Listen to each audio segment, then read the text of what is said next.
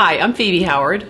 And I'm Nellie Howard Ossie, and we are the designers for Flower Magazine's Palmetto Bluff Showhouse. We were really excited to take on this project together. It's a mother-daughter design collaboration, and we've had so much fun working together. So we drew our inspiration from the natural beauty of Palmetto Bluff and the Low Country. The Low Country is one of the prettiest places on earth if you've ever been there. You know, you've got the marshes, it's so green, it's so lush.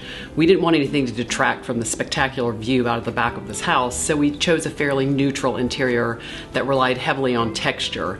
The overall aesthetic of the house has a Belgian feeling, so we complemented that with our furniture and fabric choices. And there are natural timbers, stone, plaster finishes throughout that are very complementary to the natural linen schemes that we used in our decorating. We are so excited to bring this project to you and to share our creative vision. I love a freestanding banquette. This is a Lily in August with a Sherrill leather on it. I think it's wonderful. And these are the Arte chairs from Sherrill in this fun geometric fabric. I think they are just comfortable and kind of a fun addition to this breakfast table. Another favorite item in this space is the lighting provided by Currey and Company, a pair of stone moss pendants. They're unassuming, but the concrete finish is consistent with the plaster wall treatments found throughout the home. We also incorporated some great tabletop and kitchen accessories from Ballard and Replacements.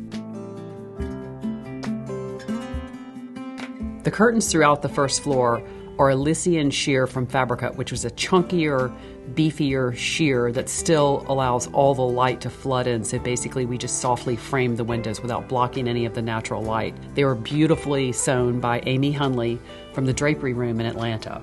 To soften up the area behind the sink, we incorporated Healy gray woven wool runner from Dash & Albert.